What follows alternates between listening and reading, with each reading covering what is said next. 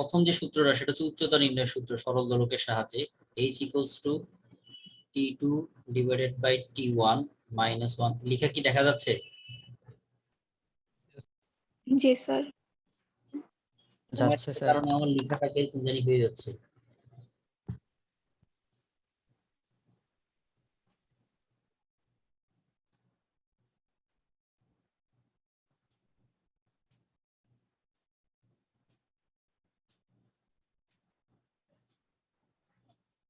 h is equals to t2 by t1 minus 1 into r। এটা হচ্ছে উচ্চতার সূত্র। এরপরে গভীরতার একটা সূত্র ছিল d equals to 1 minus, এগুলো মনে হয় লিখাই আছে, তারপর আমি আরেকবার লিখে দিচ্ছি।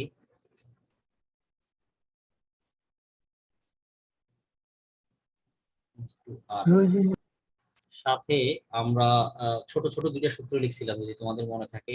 একটা হচ্ছে প্রথমটা হচ্ছে পর্যায়কালের সূত্র 2 পাই রুট ওভার এল বাই জি একটা। এর সাথে আরো ছোট ছোট দুইটা সূত্র ছিল t1 ডিভাইডেড বাই t2 সমান root over l1 by l2, আবার t1 বাই t2 অভিকর্ষ ত্বরণের সাথে যদি বলো root over g2 divided by g1। এই সূত্রগুলো নিয়ে আমরা কথা বলছিলাম। আর লাস্ট দিন মানে কিছুক্ষণ আগে যে সূত্রটা লিখলাম t1 এর সাথে ৮৬,৪০০, t2 এর সাথে ৮৬,৪০০ মাইনাস n। এটা সবসময় যে মাইনাস হবে ব্যাপারটা এমন, একটা প্লাস হইতে পারে। আমরা যখন অঙ্ক করবো তখন আমাদের ব্যাপারটা একটু ক্লিয়ার হবে। এখন যেহেতু সবার কাছে অক্ষরপত্র বই আছে, বইয়ের একটা বোর্ড কোশ্চেন আমি বলতেছি, আশা করি সবাই পাওয়া। সেটা সিলেট বোর্ড 2019। সেটা বইয়ের এক্সারসাইজের পিছনেও আছে, অথবা তুমি সরাসরি সিলেট বোর্ড 2019 বোর্ড কোশ্চেনে চলে যাও। আমি ছবি দিচ্ছি না, আমি বোর্ড কোশ্চেনের কথা বলছি। শুনতে পাইছে সবাই? সিলেট বোর্ড 2019। জি স্যার। জি জি স্যার, স্যার। শুনতে পাই। একটু কষ্ট করে সবাই বইটা খোলো, সিলেট বোর্ড 2019 একটু খুঁজে বের করো। আর মাইকটা একবার শোনো। সিলেট বোর্ড 2019। স্যার কত নম্বর সিলেট বোর্ড 2019-এর? কত নাম্বার তো আসলে খেয়াল নাই, তুমি দেখলেই বুঝতে পারবা। একটি সেকেন্ড, পাইছি স্যার। একটি সেকেন্ড দোলক দিয়ে শুরু প্রশ্নটা। একটি সেকেন্ড দোলক ভূপৃষ্ঠে সঠিক সময় দেয়, একে পাহাড়ের উপর নিয়ে গেলে তা প্রতিদিন 10 সেকেন্ড সময় হারায়। স্যার 5 নাম্বার সিলেট বোর্ডে। আচ্ছা 5 নাম্বার, 5 নাম্বার হলে 5 নাম্বার আর কি। তাহলে উপরে আমরা যে কয়টা সূত্র লিখছি প্রথম কথা হচ্ছে এগুলো আমরা আগের ক্লাসগুলো সবগুলো মিলাই পড়াইছি। এখন ওই সূত্রগুলো প্রয়োগ করে আমরা এখানে ম্যাথ গুলো দেখবো। তাহলে স্টার্ট করি আমরা। প্রথমে যেটা দিয়ে স্টার্ট করেছি সিলেট বোর্ড 2019। তাহলে আমি উদ্দীপকটা আরেকবার করতেছি, একটু খেয়াল করো।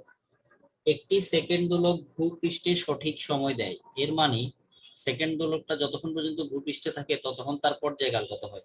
2 সেকেন্ড। 2 সেকেন্ড। প্রথমে বোর্ডটা লিখি, সিলেট বোর্ড 2019।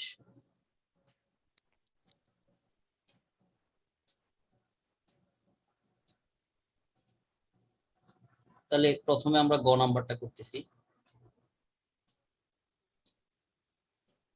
টি1, ভূপৃষ্ঠে টি1 যেহেতু সেকেন্ড দোলক তার পর্যায়কাল হবে 2 সেকেন্ড।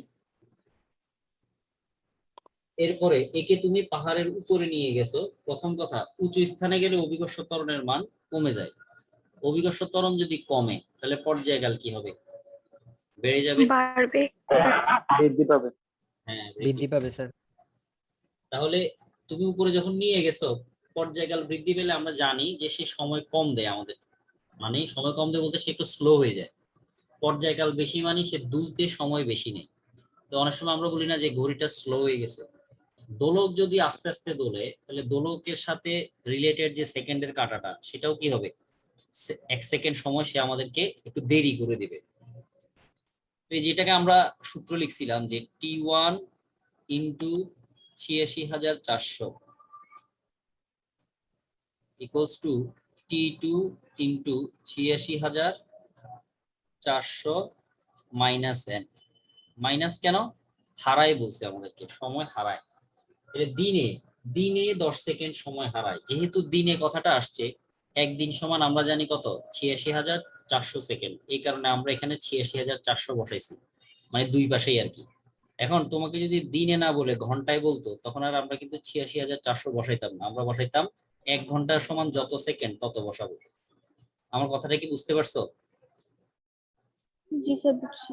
মানে যেহেতু স্যার, প্রশ্নে তোমাকে এখানে বলছে যে দিনে 10 সেকেন্ড সময় হারায়, দিনের কথা উল্লেখ করছে, এই কারণে এই পর্যায়কালের পরে আমরা 86,400, আবার T2 এর পরে 86,400 মাইনাস এন বসাইছি, যেহেতু দিনের হিসাব বলছে। তাহলে এখন আমাদের যে জিনিসটা দরকার সেটা হচ্ছে T1 এর মান আমরা জানি, আমাদের দরকার আসলে T2 এর মান। এন এর মানও আমাকে বলে দিছে কত সেকেন্ড, 10 সেকেন্ড। তাহলে এখান থেকে বাকি সবগুলো মান বসিয়ে আমি আসলে T2 এর মানটা বের করতে চাচ্ছি। 2 ইন্টু 86,400 ডিভাইডেড বাই 86,400 মাইনাস 10। যদি সবগুলো মান বসাও তাহলে তার মানটা আসবে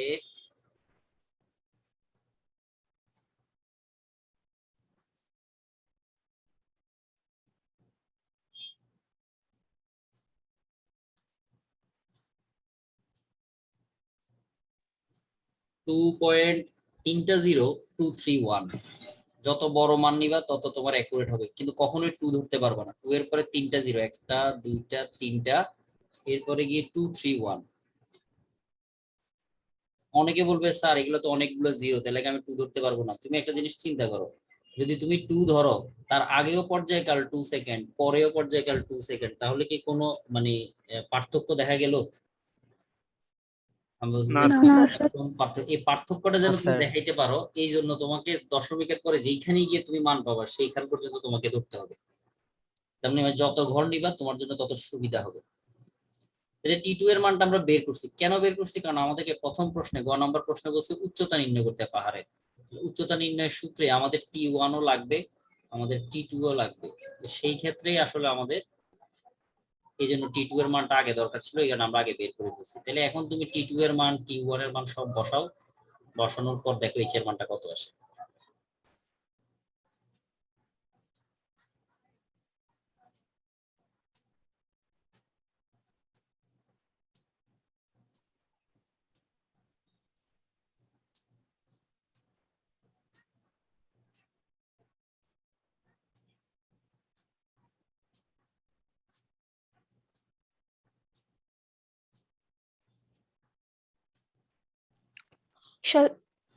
স্যার 740.82 মিটার।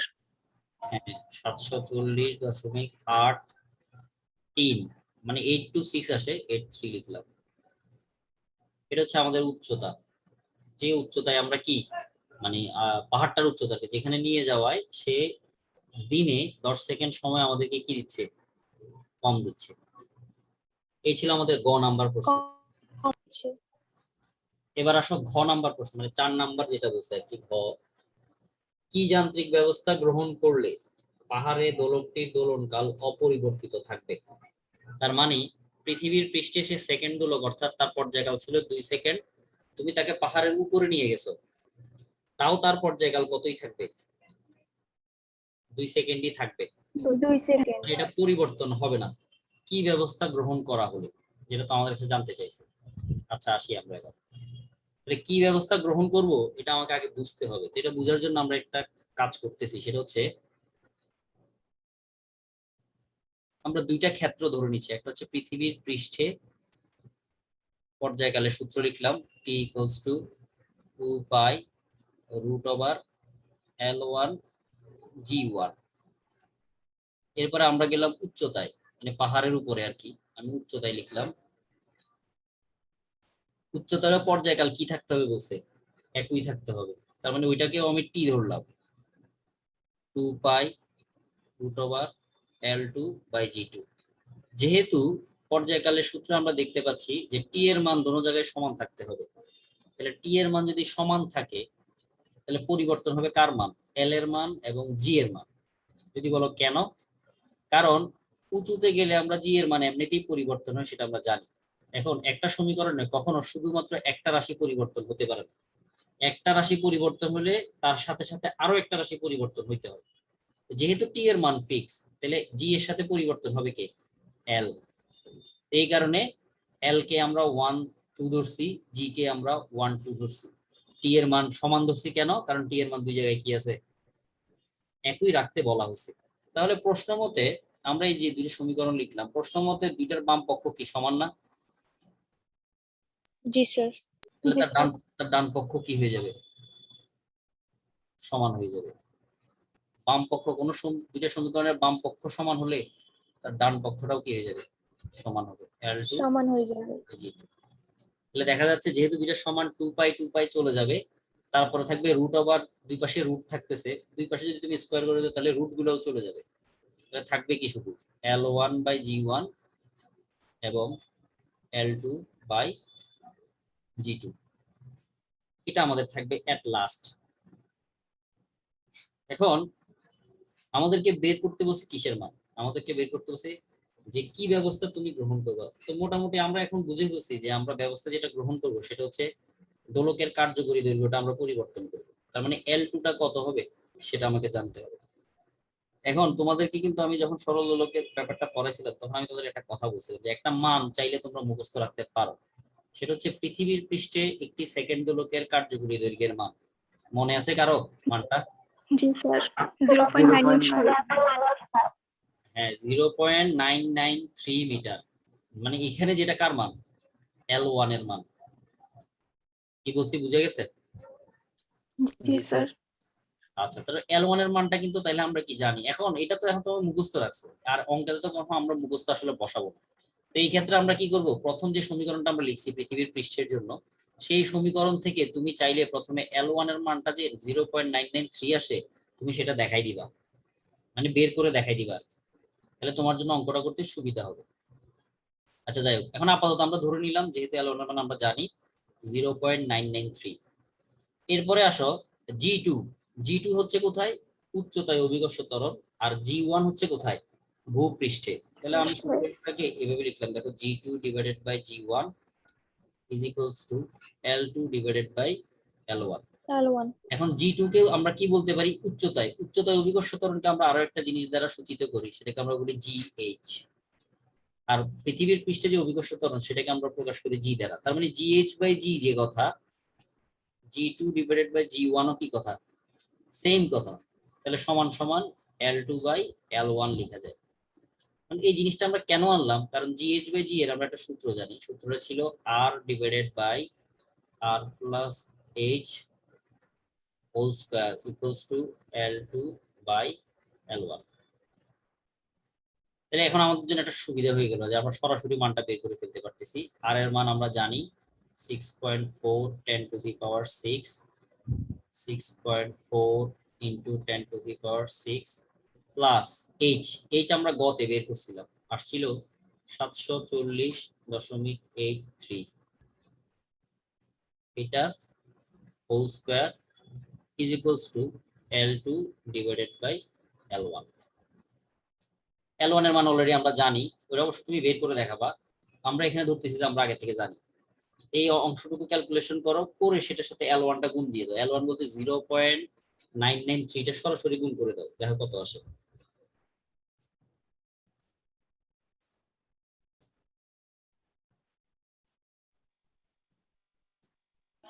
স্যার 0.9926। 0.9926। 0.99।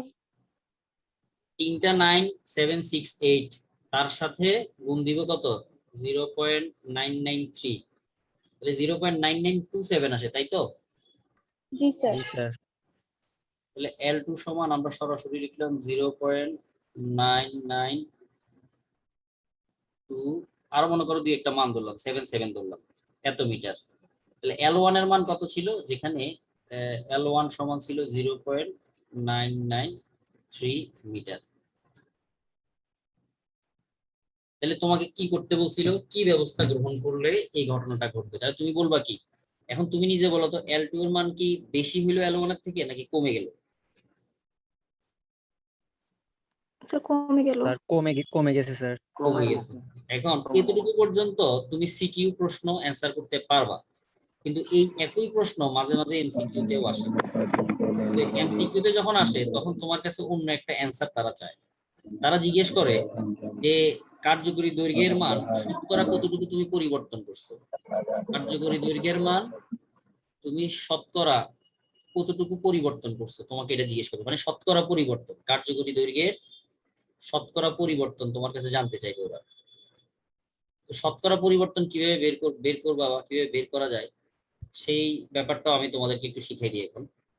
যে কোনো কিছু শতকরা পরিবর্তন বের করার নিয়ম হচ্ছে উপরে হবে পরিবর্তন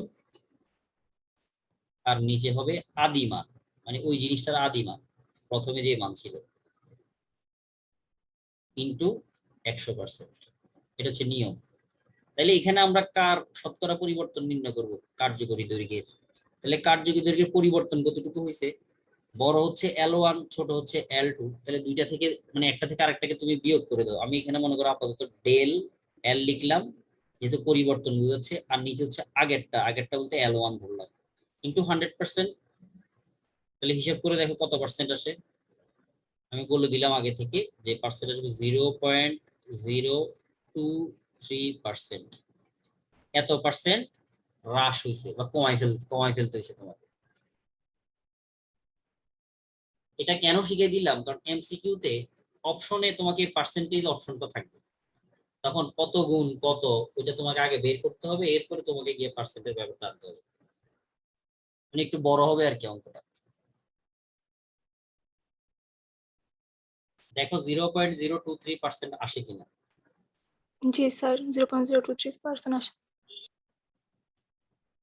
জি স্যার, আসছে স্যার। এখন কারো যদি কোনো প্রশ্ন থাকে এই বিষয়ে তাহলে আমাকে জানাইতে পারো, আমি দরকার হলে আরেকবার বুঝিয়ে দিতে। স্যার শতকরা পরিবর্তনটা স্যার আবার একটু বলতে পারবেন, এই এমসিকিউ যেটা? এই যে লিখলাম উপরে হবে পরিবর্তন নিচে হবে আদিমান। পরিবর্তন বলতে যেহেতু আমরা এখানে মানে প্রশ্নেই তোমাকে বলবে যে কার্যকরী দৈর্ঘ্য শতকরা কি পরিবর্তন করতে হবে বা কি পরিমাণ কমাইতে হবে বা বাড়াইতে হবে, যেটাই বলুক আর কি। তো উপরে হবে পরিবর্তন, নিচে হবে প্রথমে যে মানটা ছিল, প্রথমে ছিল L1। তাহলে L1 L2 দুইটা জানার পরে তুমি একটা থেকে আরেকটাকে বিয়োগ দিবা, ডিভাইডেড বাই আগের মানটা ইন্টু 100%। শতকরা কত পরিবর্তন হলো সেটা তখন তুমি বলে দিতে পারবা। ঠিক আছে? স্যার আমার জি প্রশ্ন স্যার। এমসিকিউ প্রশ্নে স্যার L2 আর L1 দেয়া থাকবে স্যার? না, ওই যে বললাম তখন মুখস্থ বসাবা তুমি। L1 এর মান মুখস্থ বসাই L2 বের করবা। এমসিকিউর জন্য কি তুমি পুরো অঙ্ক এভাবে করবা? জীবনেও না। তুমি এমসিকিউর জন্য সরাসরি এই সূত্র দিয়ে শুরু করবা, এই যে এটা G2/G1 = L2/L1। এই সূত্র লেখার পরে পরের সূত্রটা সরাসরি এটা লিখে ফেলবা।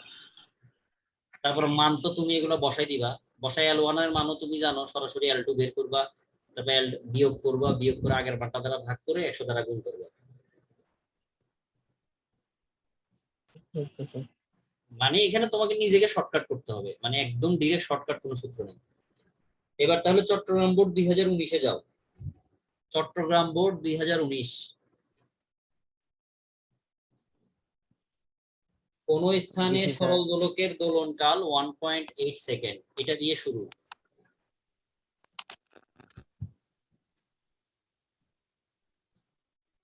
চট্টগ্রাম বোর্ড পাইছি স্যার, 6 নাম্বার। 2006 নাম্বার না? জি স্যার। বোর্ড কোশ্চেনে 6 নাম্বার। চট্টগ্রাম বোর্ড 2019। কোন স্থানে একটি সরল দোলকের দোলনকাল 1.8 সেকেন্ড, উক্ত স্থানে অভিকর্ষ ত্বরণ 9.8। পৃথিবীর ব্যাসার্ধ দেওয়া আছে যেটা আমরা জানি আগে থেকে।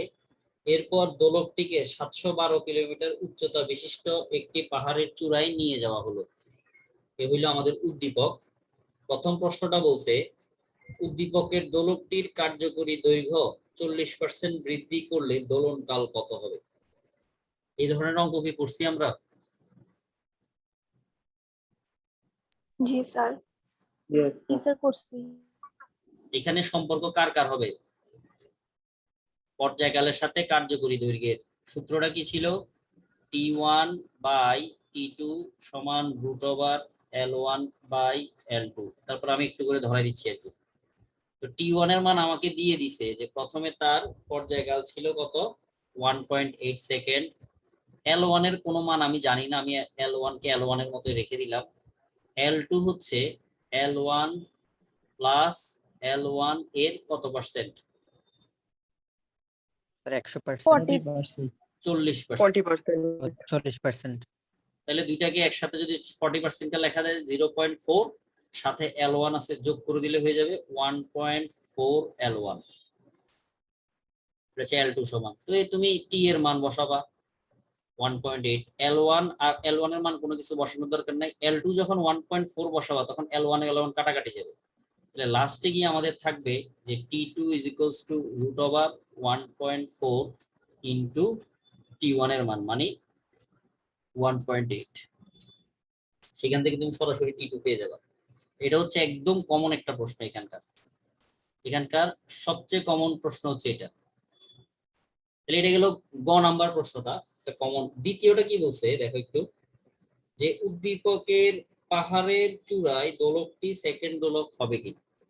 তাহলে পাহাড়ের চূড়ায় নিয়ে যাওয়ায় তার যে দোলনকাল হয়েছে সেই দোলনকালটা 2 সেকেন্ড আসছে কিনা, যদি আসে তাহলে সে সেকেন্ড দোলক হবে, আর যদি না আসে তাহলে সে সেকেন্ড দোলক হবে না। একদম সিম্পল অ্যান্সার। তাহলে পাহাড়ের চূড়ায় নিয়ে গেছো তার মানে এটা উচ্চতা সূত্রে সরাসরি তুমি চলে যাবা কথাবার্তা ছাড়া। T2/T1 - 1 ইন্টু আর। এখান থেকে কার মান বের করে নিয়ে আসবা? উচ্চতায় পর্যায়কালকে প্রকাশ করে কি দ্বারা? আমরা এখানে T2 দ্বারা। তাহলে T2টাকে কিভাবে বের করবো আমি একটু একটু করে দেখাই দিচ্ছি সিস্টেমটা। H এর নিচে প্রথমে আর কে নিয়ে আসবা, সেখান থেকে লিখতে পারবা T2/T1 - 1। -1টাকে এই পাশে নিয়ে আসো, তাহলে কি হয়ে যাবে? H/R + 1 = T2/T1। তাহলে শুধু T2 সমান কি লেখা যাবে? তাহলে শুধু T2 সমান লেখা যাচ্ছে T2 = 1 + H/R ইন্টু T1। এবার তুমি সবগুলো মান বসাই দাও, তুমি সরাসরি T2 এর মান পেয়ে যাবে। দেখবা সেটা 2 সেকেন্ড আসে কিনা করে দেখি আমরা। 1/H এর মান কত বলছে? 712 কিলোমিটার। তাহলে 712 ইন্টু 10⁻³ অর্থাৎ 1000 দ্বারা গুণ করে দিলাম 6.4 10⁻6। T1 এর মান হচ্ছে 1.8 সেকেন্ড। দেখো 2 সেকেন্ড আসে কিনা।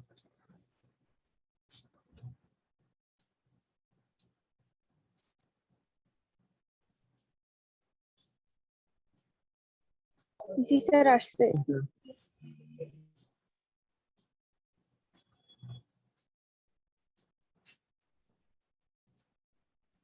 জি স্যার, আসছে স্যার। মানে অনেক পরে গিয়ে অবশ্য সামান্য একটু পরিবর্তন আসে আর কি, পরে গিয়ে কিন্তু দেখছো 2.0025 আসছে। 0.0025 আসে। তার মানে আমরা প্রায় ধরে নিতে পারবো, মানে সেকেন্ড দোলকের মতো প্রায় হয়েছে। তখন তুমি সরাসরি না লিখে এরকম প্রায় যে চিহ্নটা আছে ওইটা লিখো, প্রায় 2 সেকেন্ড। যেহেতু প্রশ্নে বলছে তুমি চাইলে কিন্তু অ্যান্সারটা বলতে পারো যে না সে সেকেন্ড দোলক হয় নাই, তোমার ওই অ্যান্সারটাও কিন্তু আমরা গ্রহণ করব। কেউ যদি বলো যে না স্যার সে সেকেন্ড দোলক হয় নাই, তার অ্যান্সারটাও যেরকম আমরা গ্রহণ করব। কেউ যদি এইরকম একটা সিম্বল দিয়ে, যেটাকে আমরা প্রায় সমান বলি আর কি, প্রায় সমান সিম্বলটা দিয়ে যদি বলো যে 2 সেকেন্ড, আমরা তাকে সেকেন্ড দোলক বলতে পারবো, সেটাও আমরা তোমারটা গ্রহণ করব। অর্থাৎ তোমার দুইটা অ্যান্সার এখানে কি করা যায়, মানে গ্রহণযোগ্যতা পায়। গ্রহণ করা যায়। কারণ আমি তোমাদেরকে বলছিলাম যে 2 এর পরে যদি 3টা শূন্য থাকে দশমিকের পরে আর কি, তো সেই ক্ষেত্রে আমরা কি করব? আমরা বলছিলাম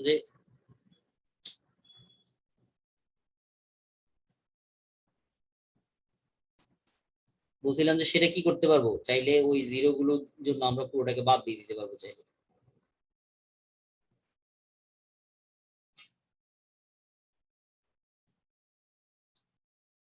প্রবলেম করতেছে। এখন বুঝে গেছে এটা? জি স্যার, বুঝা গেছে। জি স্যার। আশা করি বুঝে গেছে। এখন গেল চট্টগ্রাম বোর্ড, এবার তোমরা একটু নিজেরা চেষ্টা করবা কুমিল্লা বোর্ড 2019।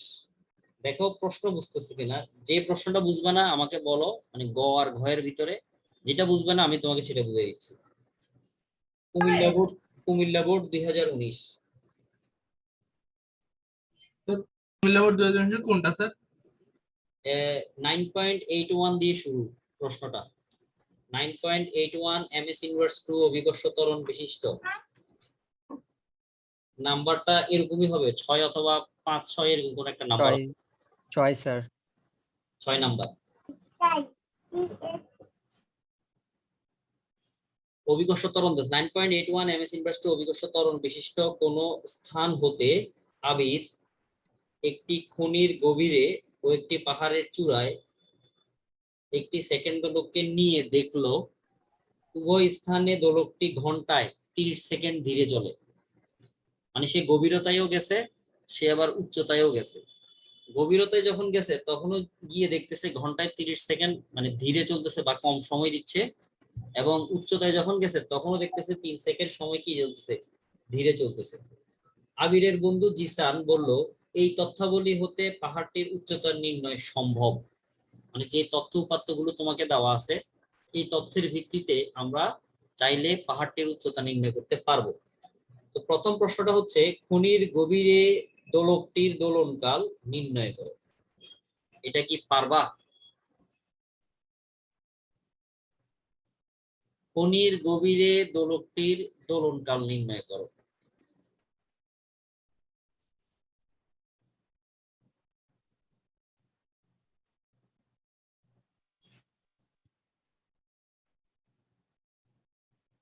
আচ্ছা সূত্র যদি বলতে পারো তাও হবে, মানে কোন সূত্র দিয়ে আমরা করতে পারবো।